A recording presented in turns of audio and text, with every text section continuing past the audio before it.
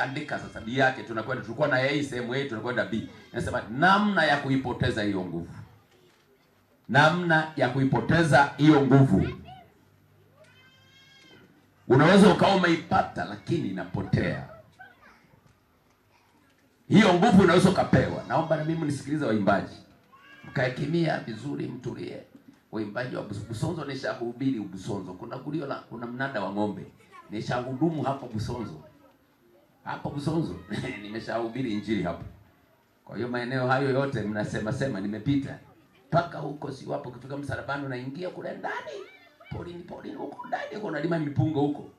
Huko mzee nimeingia humo. Oh. Ni bwana, mimi sio mjini tu. Hata polini. Gari la polini hili Kiroma. Okay. Haleluya. Hili la polini hili. Sio na kokote tu lenyewe linaruka. Wengine unachambua, mimi huko kuna nini? Unashirika wangapi? Wafanyakazi wangapi? Mimi hiyo siangalii. Kwa hiyo kuna wakulima, hakuna wakulima, kuna wazururaji, wasiopa zururaji. Kiroma anatua hapo. Anatua na Yesu. Namna ya kuipoteza hiyo nguvu ni kutokuomba. Yaani kwa mtu yeyote, naomba unisikilize vizuri. Nguvu Mungu anaweza kukupa, lakini unaipoteza. Kanisa limepoteza hiyo nguvu, mamlaka ambayo kanisa limepewa na Mungu limepoteza. Kwa nini limepoteza? Kwa njia gani? Kukosa maombi. Tunapokosa kukaa miguuni pa Bwana, usoni pa Bwana, ile nguvu ambayo tumepewa na Mungu inapotea. Jiangalie wewe wakati unaokoka. Wakati unaokoka ulikuwa namna gani? Wakati unakuwa unachukua muda, unafunga, unaomba, unamlilia Mungu kwa muda wako, nini kilikuwa kinatokea? Baada ya hapo kauzoea wokovu. Ulipozoea wokovu, wanaitisha maombi, wewe kwenye maombi. Hata wanaume mpo. Wanaume sio waombaji. Wanaume wengi makanisani sio waombaji. Kama nasema uongo na nyinyi mnashuhudia. Waombaji wengi wanawake nawapa heko, wanaomba, wanasimama na wachungaji wao, lakini wanaume wameandikwa niko bize. Maombi yakitangazwa niko bize. Huku nyuma kuna ubao umeandikwa niko bize, na mbele yuko bize. Wanaume wengi. Maana asilia mwanaume anapenda hela kuliko hata mtoto. Mwanaume. Kama nasema uongo si mko hapa. Mtoto anaugua, hela yuko kwenye wallet. Halafu anajifanya hasikini, aende kwenye kahawa. Mtoto anaona. Lakini mama akiwa anakaira kaka mbakiza kwenye mchicha, mtoto kwenye maabara. Kama nasema uongo si mko hapa. Baba yeye yuko kule kawa mpira umefungwa. Ziziki na nani alipiga kona moja kapita pale. Mtoto anahoma. Tuna matatizo wanaume. Mungu atubadilishe. Haleluya. Haleluya. Sasa tunapoteza nguvu hiyo. Tunapoteza nguvu tuliyopewa na Mungu kwa kukosa maombi. Kukosa maombi ni kupoteza nguvu. Tunapoteza nguvu za Mungu kwa kukosa maombi. Zaburi 105 mstari wa 4. Maandiko yanasema nini hapo? Tuanze na hapo kwanza. 105 Zaburi mstari wa 4. Mtakeni Bwana na nguvu zake. Utafuteni uso wake siku zote. Ndiyo. Kwa nini andiko hili linatuhimiza? Sio siku moja wala masaa fulani. Mtakeni Bwana na nguvu zake. Alafu tafuteni uso wake siku zote. Maana hakuna muda wa kupumzika. Kama unataka kuwa mtu mwenye nguvu za kimungu, usipumzike. Yesu akamwambia wanafunzi wake, ombeni msije mkaingia majaribuni. Kwa mimi nikisimama hapa, okay, nimeokoka, nimpende kose, lakini sina maombi, maana yake nimepoteza nguvu yangu. Nitabaki, nimesema asubuhi, ninabaki na jina. Kuna kanisa moja namba una jina. Kwa hiyo Ufunuo ile makanisa 7. Mtumishi wa Mungu amesema una jina, una sura, lakini hauko kwenye system. Kwa nini? Umepoteza nguvu ya Mungu. Nataka niongelee mambo haya. Nimeanza na kwanza leo wachungaji. Hili najua makanisa yetu leo. Kuna mambo haya tu. Moja nitalisema kesho. Sasa ukae nako. Utachukua kwa bwana mkubwa. Asante. Sikiliza mambo mawili tu. Moja naanza nao leo. Sawa. Maombi kanisa limepoteza. Kwa sababu limepoteza maombi halina nguvu. Ndio maana mnaona midhambi inakuwepo, uongo, kila kitu. Kwenye makanisa yetu ya watu wanaokoka ndio kuna ualongo wa kutosha. Kwa moja, maombi. Mitume wote na manabii waliotangulia walikuwa waombaji. Ndio maana walishinda kila majaribu, walishinda. Maana walikuwa waombaji. Leo kanisa tunataka nguvu kubwa, lakini hatutafuti Mungu. Wote wanataka, hata mhubiri, hata huko hapa mhubiri mwenzangu, unakwenda kwenye mkutano pale kufanya, umeitwa Busonzo, unataka mambo makubwa kabisa yafanyike, wakati wewe huombi, huna muda mwingi wa kukaa na Mungu. Tunataka mambo makubwa, lakini hatutafuti mambo makubwa. Mtakeni Bwana na nguvu zake, utafuteni uso wake siku zote. Tukitaka mambo makubwa, tutafuta uso wa Bwana kila siku. Taomba. Kama huombi, ndugu yangu, utajaribiwa tu. Kama huombi, huna nguvu za kushinda adui. Huna. Kama huna maombi. Ndio maana wengine mnaota, wakati mwingine unaanza kuota, unachukuliwa na mapepo, mnaenda huko, mnazunguruka mpaka Kahama, mnarudi tena, mnarudi, mara unapelekwa mpaka kule Ngara, mpaka Rusumo, alafu unarudi tena Runzewe. Kuna kucha huko Runzewe, lakini usiku ulikuwa Ngara. Katika ulimwengu huo, kwenye ulimwengu huo unaota ndoto za ajabu. Wewe mrokole unaota ndoto za ajabu. Mara unafungua kaburi kwa mikono yako, mpaka unafika kwenye mifupa, unaikoluza. Mrokole huyo unapiga jamani, wananikamata.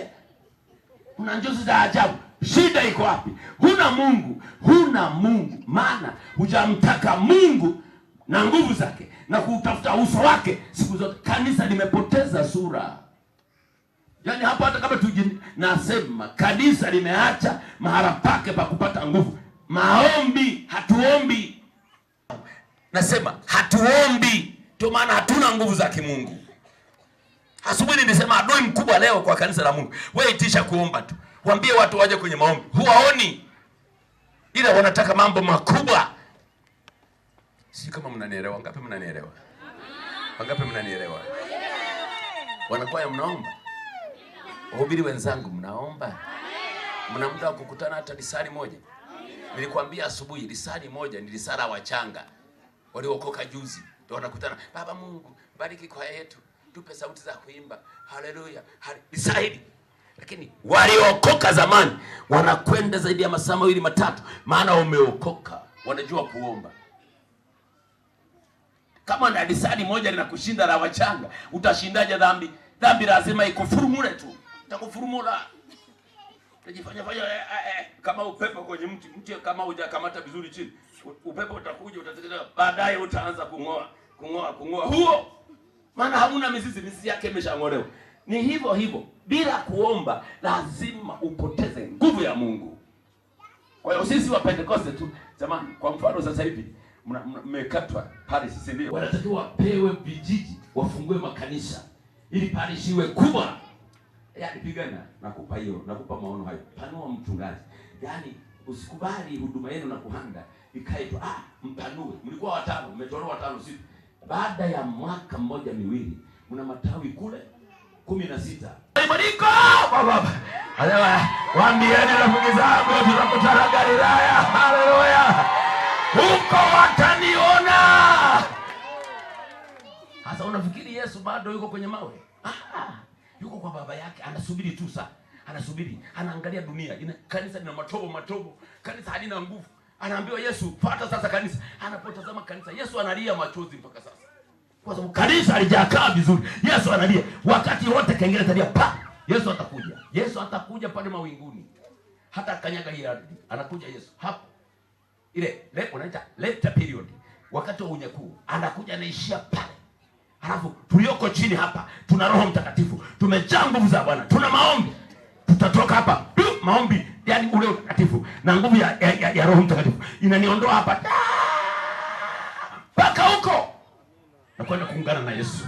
Yesu hata kanyaga hapa, hata kanyaga dunia hii, anakuja kuchukua kanisa. Baada ya kanisa kutwaliwa hapa duniani, ndio kutaanza dhiki kuu.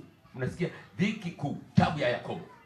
Ile miaka 7 ya harusi, tunapewa bioyo, tunapewa crown, kila mtu anapewa. Mchungaji ulitumika miaka 7. Ile miaka 7 imegawanywa miaka 3 na nusu. miaka 3.5 jamaa amepanda, sura ya 6 ya kitabu cha Ufunuo. Amepanda farasi mweupe. Yule mpinga Kristo, farasi wa kwanza yule mweupe amepanda. Ataleta amani bandia kwa Israeli. Atawadanganya, mimi ndo mtatengeneza uchumi na nini na kila kitu, mpinga Kristo. Ndio maana unaona farasi mweupe na aliyempanda na lakini ana uta mkononi. Baadaye baada ya miaka 3.5 atawageuka. Atasema sasa tuna ibada moja wa kuabudiwa ni moja. Israeli watakataa. Ndio vinaanza vita. Ibada moja dunia nzima, wa kuabudiwa sanamu moja dunia nzima. Sasa nani atasimama? Ndio kunaanza mateso. Nasikia mateso yanaanza. Inaitwa dhiki kuu. Watu watateseka, wanaokataa kuomba na kuishi na kuitafuta ile nguvu ambayo itawavuta kutoka hapa kwenda kule. Kutakuwa na mateso, mama kuhanda. Yaani mtu atakayebaki atateseka. Watu watatafuta kufa, hawatakufa. Hili jua unaliona, kuna ozone layer. Ozone layer ni ile na kuna vitu hapo juu vinachuja ukali wa jua. Sasa ile itaondolewa, ile itaondolewa. Jua litatoka moja kwa moja kutoka kule mpaka kwa binadamu mpaka hapa. Hakuna mmea, hii miti unayoiona hii, hakuna chochote. Moto wake mkali, ardhi itachemka. Mtu anakanyaga hapa mpaka anabanduka chini. Unabandua hivi, bado kufa hakupo kufa. Mungu atazuia kufa, atazuia kufa. Mungu anachotaka walio wateseke. Maana inaitwa dhiki ya Yakobo au tabu ya Yakobo. Kwa watu wanaokataa kuokoka sasa. Tunawaeleza watu waokoka, wako makanisani hawataki. Wanaambiwa badilika, hawataki. Wanaambiwa kuomba, hawataki.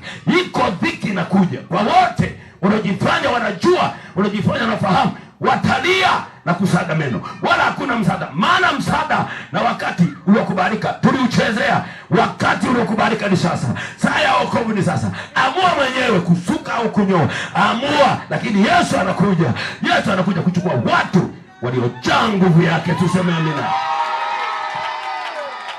Watu wataomboleza, mchungaji, wataomboleza watu kwa mji wa maandiko. Wataomboleza. Hakuna kuuza wala kununua. Hakuna kulima cabbage wala nini. Hakuna water pump itafuta maji kupeleka kwenye shamba. Hakuna. Kila kitu kitakwisha. Watu watatamani kufa. Unaenda kwenye mwamba, niangukie, nife. Wewe mti anguka tu nikada. Ni mti na nitasema na mimi niko kwenye shida. Tunaona majani yamechoma yote.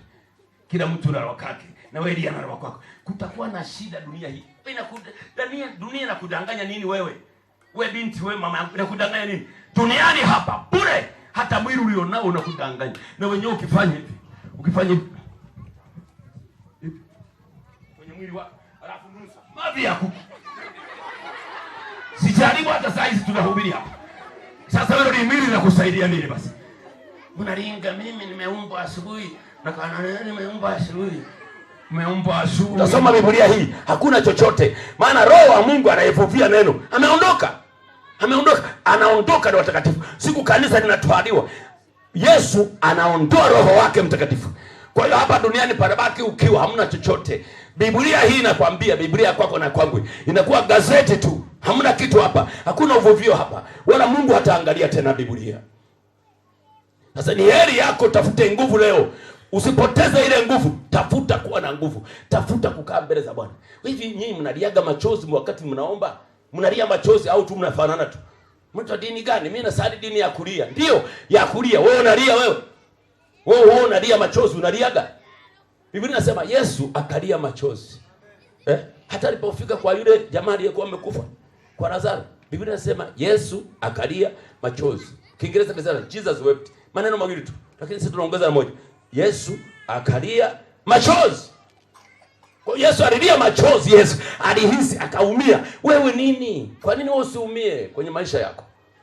Na Yesu alisema jililieni ninyi na watoto wenu. Mnajililia. Mimi nalilia nafsi yangu, nalilia watoto wangu, nalilia afya yangu, nalilia, natoa machozi. Nalia Bwana, natoa machozi. Naitwa mtu wa kulia, ninalia na uzee wangu huu. Baba, unitazame. Baba, uniangalie. Baba. Natoa machozi, na yanatoka machozi ya Roho Mtakatifu, sio ya kujilazimisha, ya Roho Mtakatifu. Maana yeye huwa anaugua ndani ya moyo wa mtu. Wakati yuko kwenye maombi, yeye anaugua. Unatoa machozi. Unatoa machozi Bwana. Unatoa machozi, maana una nguvu ya Mungu. Maombi ya kulia mama kuhani yanamshusha Mungu. Maombi ya kulia sio maombi kila wakati, Baba Mungu katika jina la Yesu. Huku naangalia mti ule, sio pilipili, sio nini, sijui nini. Sio mtaalamu wa miti sana. Lakini unalia Baba Mungu, inapita ndege hiyo goguru. Baba Mungu na ndege inapita. Maombi ya kulia ni maombi mazuri, yanamgusa Mungu, yanagusa Mungu. Yesu akatoa machozi akalia, Baba, kiwezekana kikombe hiki kiniepuke. Machozi. Lakini akasema, la, si kama nipendavyo, bali mapenzi yako Mungu. Machozi Yesu alilia. Ameona mzigo akalia Yesu. Wewe umelia mara ngapi na wakati umesema umeokoka?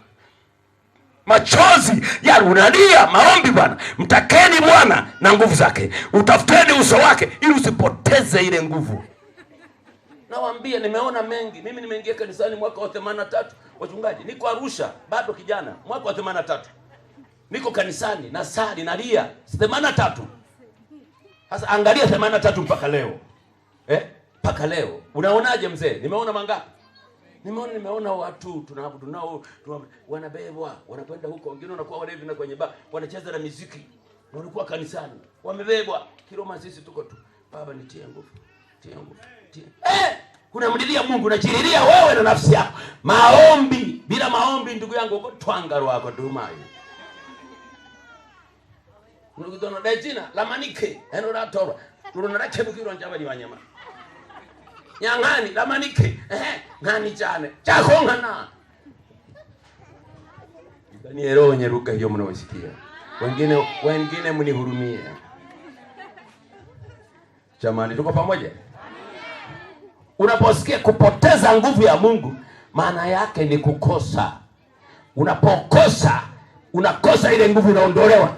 Umepoteza kila kitu mama yangu. Kwamba jamani, nimepoteza shilingi 500. Hiyo 500 ikipotea, unaiona tena? Haipo, imeshaenda hiyo. Kwa kuna watu wamepoteza nguvu ya Mungu, kukosa maombi. Hawana muda wa Baba nitazame. Angalia wokovu wangu. Kukaa mbele za Bwana, unainama na sujudu. Mchaji wa Mungu, mtu anainama mpaka anaona maono, malaika anatokea. Wewe unafikiri mchezo? Kuna Elia mataifa, sio Mwisraeli, mataifa, lakini anaomba mpaka maono yanatokea. Kwenye maombi maono yanatokea. Na alikuwa anaomba, alafu mtoaji wa sadaka nzuri. Mtoaji lazima anamuona Mungu. Ukiwa muombaji utamtolea Mungu. Kama sio muombaji utaiba hata zaka. Si mko hapa? Unaombea Baba Mungu, huku unatembea. Baba Mungu katika jina la Yesu. Ni shetani piga kwa jina la Yesu. Piga na kukanyaga. Unakanyaga shetani, anakanyaga kwa hivyo. Anakanyaga kwenye ulimwengu wa roho. Sio kwenye ulimwengu wa kuzunguruka na kurusha mateke. Shetani unafikiri utampiga kwa kofi. Ile ni roho. Ni shetani lizuri linapeleka wengi. Wanasema kalibaya, lizuri mzee. Nenda sasa aje hapa Budagala. Hema yono baba matulala. Hapa watu wanafuatia. Utafikiri kuna napewa alimasi. Unapaka kanaingia kwenye ukumbi. Watu wamejaa. Wewe itisha mkutano basi. Na Budagala apite pale. Budagala anabeba. Shetani mzuri. Tunasema libaya. Lizuri kwa watu. Hata waliokoka na wenyewe hata kwenye simu hapa. Unaweza kukuta anafungulia. Baba no mayo watu da. Wanazo hawa. Wanazo. Ikipigiwa simu halo. Baba no baba likundo. Haya kwa mashamba. Hiyo muziki imekuja siku hizi. Mama Guhanda sura isikia muziki hiyo. Tulikuwa tunasikilizaga tu ya Kizaire. Leo baba iko. Hata ya kwenu nafikiri hapa imetungwa. Hamna ya Kisumbu hapa. Ile muziki ya Kisungu ina mzito mdogo. Muziki unawekewa ile mpaka kanisa, maana halina uwezo wa kumpinga. Halina uwezo. Nasema watu wanatawaliwa na magonjwa mazito. Magonjwa ya ajabu. Magonjwa mengine yanatengenezwa tu kichawi. Sema je, asukari umetengenezwa tu, umetengenezwa ukafukiwa mlangoni kwako hapa, akaweka mure vidamu vyako na nini na vitambaa na shuku unazolalia, akaweka na sindano mure. Humo ameweka mlangoni kwako hapa. Akachimbia hapo kisukari. Siku unakwenda kupima kisukari. Kisukari cha uchawi. Wala sio kisukari cha kuja. Hamuna kitu. Kwa sababu huombi, haya yanakuja. Ombeni Bwana wape macho ya kiroho. Omba Bwana akupe macho ya kiroho. Uone nini kinaendelea katika ulimwengu wako. Waombaji wao wanapewa macho, anafumba macho, anaonyeshwa. Mungu anamchukua hata usiku anamuonyesha. Mungu anamchukua. Muombaji anamuonyesha kitu. Amina. Sasa wewe hivyo hivyo ukisema kuomba, mtaalamu kwa Mungu hakuna wataalamu wa kuomba. Waliokubali kuomba, hao ndio wataalamu katika ulimwengu wa roho. Mshike mkono mwenzako, muangalie usoni, unaomba kweli? Hivyo kanisa linapaswa kuelewa kuwa maisha ya wokovu ni maisha ya maombi. Lazima kanisa lielewe maisha ya wokovu, ndugu zangu, ni maisha ya kuomba. Bila maombi kanisa halipo. Nimesema mambo mawili tu leo kwa kanisa. Haya, la kwanza ni maombi, ambalo limeandikwa kwenye Biblia. Wataalamu wanasema mara 412 maombi. Lakini neno nguvu nimekuambia limeandikwa mara 660 kwenye Biblia. Nguvu mara 660, maombi mara 410 na ngapi? Maana yake kwa mwaka hata ukichukua siku moja si inazidi. Mwaka una siku 365. Sasa hii 412. Kapi inazidi hapo kidogo? Kapi? Hutaki kuomba, umekaa tu. Maombi ni ya muhimu. Bila kuomba utakuwa mwathirika wa majaribu. Lazima kanisa lijue maisha bila maombi, kanisa likakaa hawaombei mchungaji wao, hawaombei huduma zao, hawaombi chochote. Kwanza hata watenda kazi kupatikana kwenda kufanya huduma kwingine hawapo. Kwa tunatakiwa tufanye huduma ziwepo. Huduma za kuwepo kama kanisa litaomba. Wakaomba.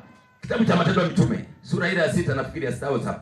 Wakaomba, wakachagua watu 7 waliojaa Roho Mtakatifu. Hawakwenda tu hivi. Waliomba kwanza. Roho Mungu akachagua watu 7 waliojaa Roho Mtakatifu. Wakatumwa wakaenda kuhubiri Injili. Waliojaa Roho Mtakatifu. Wana nguvu ya Mungu. Liliomba kanisa. Wakati Yakobo anauawa na mfalme Nero, wakati anauawa Yakobo, mtume Yakobo ndio wa kwanza kufa. Wakati anakwenda kuuawa, yeye alikwenda na furaha. Anakwenda kuuawa na furaha. Hakuna kanisa alikuomba. Anaenda anafurahia. Wakati anaenda kuuawa, kuteswa, Yakobo anakwenda anacheka, anafurahi, anatembea, anafurahi. Paka huko bahari alikokuwa anakwenda, yule askari aliokoka njiani. Aliokoka yule kwa sababu ya furaha ya Yakobo, akaokoka, akasema, "Ni huyu jamaa tunakwenda kuua. Wala sikitiko halipo, wala huzuni haipo." Akasema, "Mungu wako na mimi nitakuwa Mungu wangu." Wakaliua, lakini mmoja askari ameokoka. Asopige makofi kwa Yesu. Biblia inasema ikampendeza Herode, kamkamata na Petro. Wakati amemkamata Petro, maandiko yananiambia kanisa likaomba. Wakati linaomba, malaika anashuka katikati ya gereza. Petro akatoka. Maombi. Kanisa likaomba. Petro amekamatwa, amewekwa gerezani. Malaika wa Mungu akashuka. Akamwambia, sasa saa yako imefika. Petro alifunguliwa kwa sababu ya maombi ya kina Roda. Watu walipiga maombi, wakaomba mpaka Petro akatoka gerezani. Sasa mmekaa tu kuomba hamtaki. Huduma mnataka kuwa kubwa. Mnataka Mungu awaponye magonjwa makubwa. Mnataka Mungu aondolee shida. Ndoa yako itulie. Ndoa yako itatulia bila maombi? Ndoa yako itatulia bila maombi? Kumgeuza mwanaume akutazame wewe. Kwanza uwe muombaji. Muombaji kwanza ni mnyenyekevu. Hata nasema kuna dawa za kupendwa. Hamna. Ni hapa tu kwenye ulimi. Asiyependa kuomba, wachungaji nao waambie, hata misimamo yake kanisani ni shoo. Akiguswa kidogo, mnaniumiza. Legelege. Sio imara. Lakini mwombaji ni stable. Kwenye majaribu yote, yeye anasimama, anasema, bila shaka Mungu ni naye atanivusha hapa. Sio mtu wa kulialia. Iwe mchango wa wamama wa vijana ni kulialia tu. Unajua bwana, wanaume sisi hatuna hela mwanangu. Hamna hela mwanangu. Mchango wenyewe umekuja. Mwanangu 1000 ngapi? 1015. Sisi kwenye tawi letu mwanangu sisi watuoni sisi. Mwanangu hata kazi hamna. Sasa taumia tu. Wanatupangia tu wenyewe. Anaanza kulaumu misheni. Wamepangiwa kwenye tawi vijana 1015. Ambao kijana mmoja tu saba aliokoka. Angesema tuendelee na ibada. Mimi nitaitoa hiyo 1015. Nimesema mtu asiyekuwa muombaji hata misimamo yake ni legelege. Kijana, Bwana sifiwe. Umeshaoa? Una mke? Na watoto wangapi?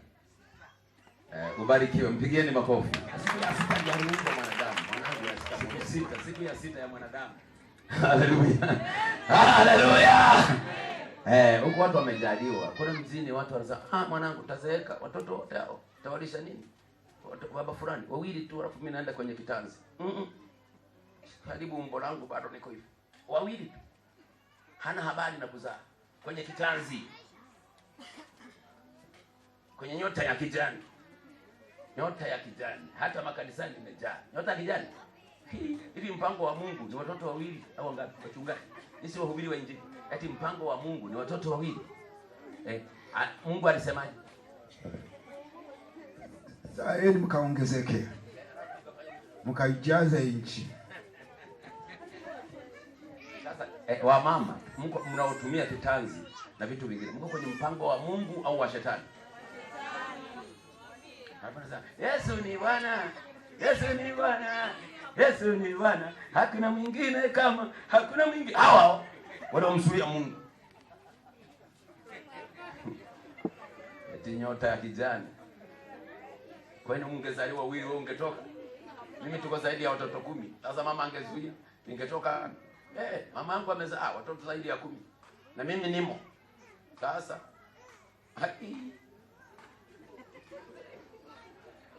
jamani, tuko pamoja? Tuko pamoja? Kwa tunaona kanisa linapoteza nguvu. Na kanisa linapopoteza nguvu, nini kinatokea? Matokeo yake ni nini? Moja ya Kirumi. Kanisa linapopoteza nguvu. Wewe unaiandika. Moja ya Kirumi andika. Madhara ya kuishi bila nguvu ya Mungu hiyo unapoipoteza. Namba 1 ya Kirumi ni kuonewa kila mahali. Kumbukumbu la Torati 26 mstari wa 6. Yaani mtu anapopoteza ile nguvu ya Mungu, tunaonewa kila sehemu. Kumbukumbu la Torati sura 26 mstari wa 6. Mtu mmoja soma baba, soma mtu. Wamisri wakatuonea. Wamisri wakatuonea. Wakatutesa. Wakatutumikisha utumwa mzito. Kwa nini? Hawana nguvu. Wewe unapokosa nguvu, lije uzinzi utakwenda. Lije kusengenya utasengenya. Lije roho mbaya utakuwa nalo. Lije wivu utakuwa nalo. Wakatutumikisha. Shida iko wapi? Hakuna nguvu. Unakuwa mateka. Kokote kule shetani anakuendesha anapotaka. Kama walipokuwa wanateswa wana wa Israeli kule Misri, wakateswa, wakatumikishwa. Mtu anapokosa nguvu ya kimungu, kanisa likipoteza nguvu ya kimungu, litateswa na shetani kama nini? Yesu mabuno mpyumire.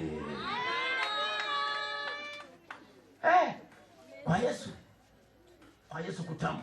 Ningekuwa mzee mlevi hata kuamka hivi siwezi, lakini naamka mimi safi, hakuna shida. Naamka hata mguu wangu unarusha zaidi ya hapo. Hamna shida. Niko vizuri. Niwaambia vijana niko vizuri. Hata kama ni push up niko vizuri mzee. Niko vizuri. Yaani huyu Yesu mzuri. Wanashangaga vijana nikianza mambo yangu. Mzee, wanashangaga. Niko vizuri bado niko vizuri. Napiga mapush up lakini nakula mapush up. Sio mchezo.